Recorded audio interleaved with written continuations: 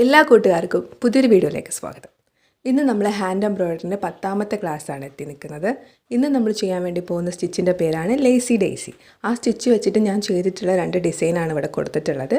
അപ്പോൾ ഇത് നമുക്ക് കുട്ടികളുടെ പെറ്റിക്കോട്ടിലോ അങ്ങനെ ഏതിലും പെറ്റിക്കോട്ടിൽ നല്ല എന്തിൽ വേണമെന്നുണ്ടെങ്കിലും ചെയ്യാം. അപ്പോൾ ആദ്യമൊക്കെ ചെറിയ രീതിയിൽ ചെയ്ത് നോക്കുക. പിന്നീട് നമുക്ക് വലിയ വലിയ ഡിസൈനിലേക്ക് വരാം കേട്ടോ. അപ്പോൾ ഇത് വന്നിട്ട് നമുക്ക് ഫ്ലവർ ചെയ്യാനും ലീഫ് ചെയ്യാനും ഒക്കെ വളരെ എളുപ്പമായിട്ടുള്ളൊരു സ്റ്റിച്ചാണ്. അപ്പോൾ അതെങ്ങനെയാണ് ചെയ്യാൻ നോക്കാം. ഞാനിവിടെ സ്റ്റിച്ച് ബോർഡ് എടുത്തിട്ടുണ്ട്. സ്റ്റിച്ച് ബോർഡിൽ ഒരു സ്കെയിലും പെൻസിലും ഉപയോഗിച്ചിട്ട് ഒരു ലൈൻ കൊടുത്തിട്ടുണ്ട്. സാധാരണ നോർമൽ നമ്മൾ ചെയ്യുന്നത് പോലെ തന്നെ. അപ്പോൾ നമ്മൾ സ്റ്റിച്ചിൻ്റെ പേരും കൂടി എഴുതി കൊടുക്കുന്നുണ്ട്. സ്റ്റിച്ചിൻ്റെ പേരാണ് ലേസി ഡേസി.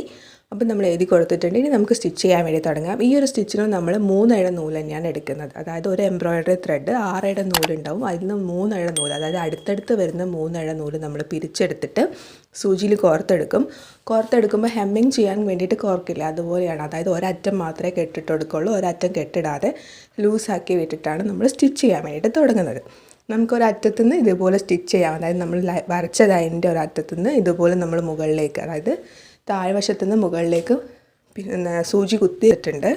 ചെയിൻ സ്റ്റിച്ച് ചെയ്തതുപോലെ തന്നെയാണ് നമ്മൾ ചെയ്യുന്നത്. പക്ഷേ ചെയിൻ സ്റ്റിച്ച് വരുന്നത് എങ്ങനെയാണെന്ന് വെച്ചാൽ കണ്ടിന്യൂസ് ആയിട്ട് സ്റ്റിച്ച് വരും. ഇത് അങ്ങനെയല്ല കേട്ടോ. അപ്പോൾ എങ്ങനെയാണെന്ന് നമുക്ക് നോക്കാം. ഇതുപോലെ നമ്മൾ സൂചി താഴ്വശത്തു നിന്ന് മുകളിലേക്ക് കുത്തിയെടുത്തിട്ടുണ്ട്. അതിനുശേഷം ഇതുപോലെ നമ്മൾ കുത്തിയെടുത്തിട്ടുള്ള ത്രെഡ് ഇങ്ങനെ മുകളിലേക്ക് വെക്കുക. മുകളിലേക്ക് വെച്ചതിന് ശേഷം നമ്മൾ എവിടെയാണോ സൂചി കുത്തിയെടുത്തത് അവിടെ തന്നെ നമ്മൾ ഒന്നും കൂടി ഇറക്കിയിട്ട് പിന്നെ കുറച്ച് ഡിസ്റ്റൻസ് വിട്ടിട്ട് ഇതുപോലെ മുകളിലേക്ക് ഒന്നുകൂടി കുത്തിയെടുക്കുമ്പോൾ ആ സൂചീൻ്റെ മുകളിലായതുകൊണ്ട് നമ്മൾ ആ ത്രെഡ് ഇട്ട് കൊടുക്കുക. കാരണം നമ്മൾ ചെയിൻ സ്റ്റിച്ച് ചെയ്തില്ല, അതേപോലെ തന്നെ. എന്നിട്ട് അതേപോലെ ചെയ്യാം. ചെയിൻ സ്റ്റിച്ച് എങ്ങനെയായിരുന്നു വെച്ചാൽ കണ്ടിന്യൂസ് ആയിട്ട് പോവും. ഇവിടെ നമ്മൾ എന്താ ചെയ്യുക വെച്ചാൽ ഇതിനൊന്ന് ലോക്ക് ചെയ്യാൻ വേണ്ടി താഴത്തേക്ക് ഇതേപോലെ കുത്തി ഇറക്കും. അതായത് എവിടെയാണോ നിർത്തിയത് അവിടെ നിന്ന് തന്നെ താഴത്തേക്ക് കുത്തി ഇറക്കും. ഇതിനെയാണ് നമ്മൾ ലേസി ഡേസി എന്ന് പറയുന്നത്. ലേസി ഡേസി എന്ന് പറയുന്നത് ഒരൊറ്റ സ്റ്റിച്ചാണ്. അതായത് നമ്മൾ ഒറ്റ പ്രാവശ്യം ചെയ്യുന്നതിനെയാണ് ലേസി ഡേസി എന്ന് പറയുന്നത്. അല്ലാണ്ട് ഇതുവരെ നമ്മൾ ചെയ്തത് എങ്ങനെയാണ്, കണ്ടിന്യൂസ് ആയിട്ട് വരുന്ന സ്റ്റിച്ചാണ്. പക്ഷെ ഇത് കണ്ടിന്യൂസ് ആയിട്ട് വരുന്ന സ്റ്റിച്ചിനെയല്ല, ഒറ്റ തവണ ചെയ്യുന്ന ഈ ഒരു സ്റ്റിച്ചിനെയാണ് നമ്മൾ ലേസി ഡേസി എന്ന് പറയുന്നത്. ശ്രദ്ധിക്കാൻ, നമ്മൾ ഈ ഒരു സ്റ്റിച്ച് കണ്ടിന്യൂസ് ആയിട്ടല്ല ചെയ്യുന്നത്, ഒറ്റ സ്റ്റിച്ചിനെയാണ് ഈ ഒരു ലേസി ഡേസി എന്ന് പറയുന്നത്. അപ്പോൾ അതുകൊണ്ട് തന്നെ എന്ത് ചെയ്യാന്ന് വെച്ചാൽ നമ്മൾ കുറച്ച് ഗ്യാപ്പ് ഇട്ടിട്ട് ഇതേ സ്റ്റിച്ച് ഈ ഒരു സ്റ്റിച്ച് ബോർഡിൽ, അതായത് ഈ ഒരു നമ്മൾ കൊടുത്തിട്ടുള്ള ലൈനിൽ മൊത്തം നമ്മൾ ചെയ്യുകയാണ്. അത് എന്തിനാണെന്ന് വെച്ചാൽ നമുക്ക് ഈ ഒരു സ്റ്റിച്ച് ബോർഡിൽ നമ്മൾ ചെയ്യുന്നത് എന്തിനാണ്, നമുക്ക് ആ സ്റ്റിച്ച് ഒന്ന് നന്നായി കിട്ടാൻ വേണ്ടിയിട്ട്, അല്ലെങ്കിൽ ഒരു തറവായി കിട്ടാൻ വേണ്ടിയിട്ടാണ് നമ്മൾ സ്റ്റിച്ച് ബോർഡ് ചെയ്യുന്നത്. അതായത് നമുക്ക് എക്സ്പീരിയൻസ് വരാൻ വേണ്ടിയിട്ടാണ് ചെയ്യുന്നത്. ആ സ്റ്റിച്ച് നമ്മൾ നന്നായിട്ട് പഠിക്കാൻ വേണ്ടിയിട്ടാണ്. അപ്പോൾ അതുകൊണ്ട് നമ്മൾ ഈ ഒരു കൊടുത്തിട്ടുള്ള ലൈൻസിൽ ഇത് കണ്ടിന്യൂസ് ആയിട്ട് ചെയ്യുന്നു എന്നേ ഉള്ളൂ. പക്ഷേ ഇതൊരൊറ്റ സ്റ്റിച്ചാണ്. അതായത് നമ്മൾ ഒരു എന്താ പറയുക, പൂവിൻ്റെ ഇതളുകൾക്ക് അതേപോലെ ഇലകൾക്കൊക്കെ നമ്മൾ കൊടുക്കാൻ വേണ്ടിയിട്ട് ഉപയോഗിക്കുന്ന സ്റ്റിച്ചാണിത്.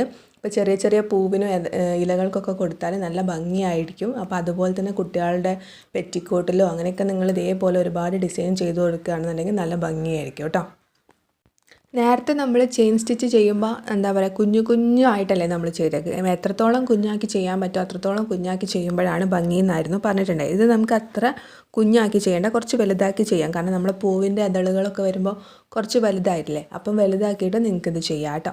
പിന്നെ ഇത് ഏറ്റവും നന്നായിട്ട് ചെയ്യാൻ പറ്റുന്നതെന്ന് വെച്ചാൽ നമ്മൾ ഈ നെൽക്കതിരൊക്കെ ചെയ്യില്ലേ, അപ്പോൾ അത് ചെയ്യാൻ ഇത് നല്ല അടിപൊളി സ്റ്റിച്ചാണ്. കാരണം അതിൻ്റെ തണ്ട് എന്ന് പറയുന്നത് നിങ്ങൾ എന്ത് ചെയ്യുകയെന്ന് വെച്ചാൽ ബാക്ക് സ്റ്റിച്ച് ചെയ്യുക.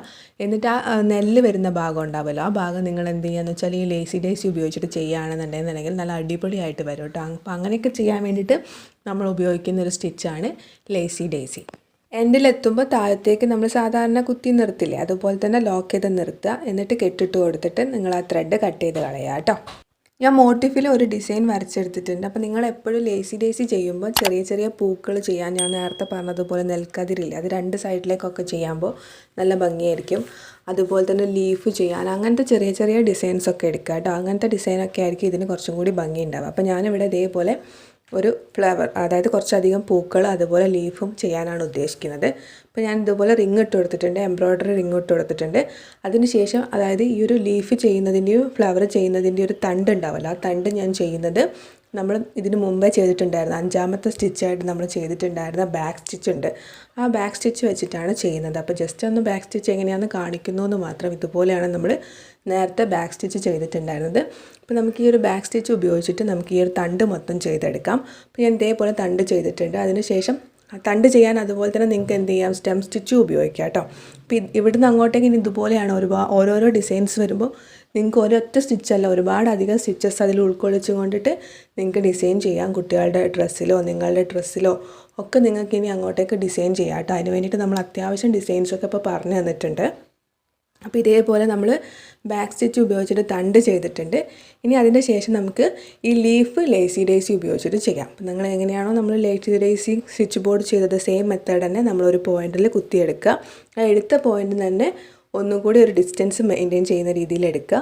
എടുത്തിട്ട് ഇതേപോലെ സൂചി ഇതിൻ്റെ ഫ്രണ്ടിലേക്കായിട്ട് ഇട്ട് കൊടുത്തിട്ട് അവിടെ ജസ്റ്റ് ഒന്ന് ലോക്ക് ചെയ്യാൻ വേണ്ടിയിട്ട്, അതായത് ആ സ്റ്റിച്ച് നമ്മൾ ഇത് കണ്ടിന്യൂസ് ആയിട്ടുള്ള സ്റ്റിച്ച് അല്ലല്ലോ, അപ്പോൾ നമുക്ക് അതുകൊണ്ട് ലോക്ക് ചെയ്യണമല്ലോ. അപ്പോൾ ലോക്ക് ചെയ്യാൻ വേണ്ടിയിട്ട് നമ്മൾ ഇതേപോലെ സൂചി താഴത്തേക്ക് ഇറക്കി നിർത്താം.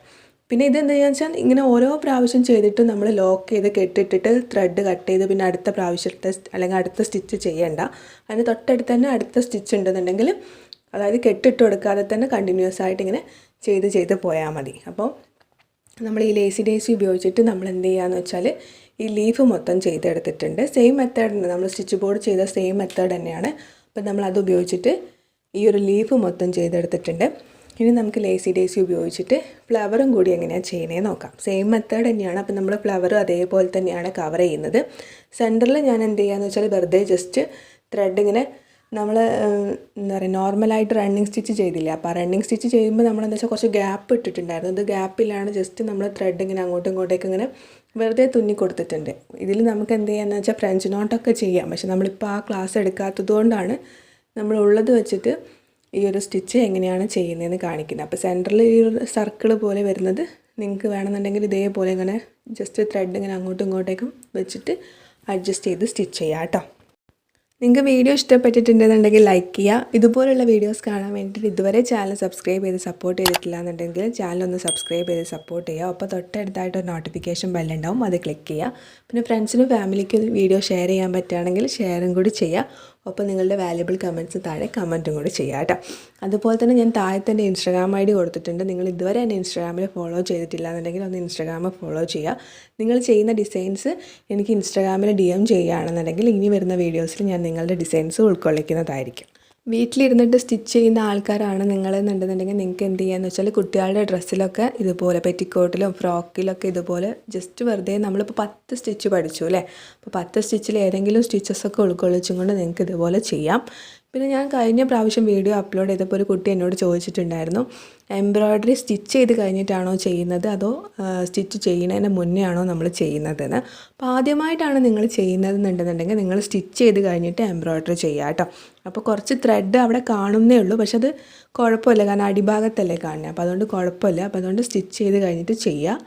പിന്നെ നമ്മൾ കുറച്ചും കൂടി എക്സ്പീരിയൻസ് ഒക്കെ ആയി കഴിയുമ്പോൾ, അല്ലെങ്കിൽ നിങ്ങൾ എക്സ്പീരിയൻസ്ഡ് ആയിട്ടുള്ള ആൾക്കാരാണെങ്കിൽ, അതായത് നിങ്ങൾ സ്റ്റിച്ചിങ്ങിലൊക്കെ അത്യാവശ്യം നല്ല എക്സ്പീരിയൻസ് ഉള്ള ആളുകളാണെന്നുണ്ടെങ്കിൽ നിങ്ങൾക്ക് എന്ത് ചെയ്യാമെന്ന് വെച്ചാൽ സ്റ്റിച്ച് ചെയ്യുന്നതിൻ്റെ മുമ്പേ തുണി വാങ്ങിയിട്ട് ചെയ്തതിന് ശേഷം എവിടെയാണോ വരേണ്ടത് ആ ഭാഗം നോക്കിയിട്ട് കട്ട് ചെയ്തിട്ട് സ്റ്റിച്ച് ചെയ്യുകയാണെങ്കിൽ അങ്ങനെയും ചെയ്യാം.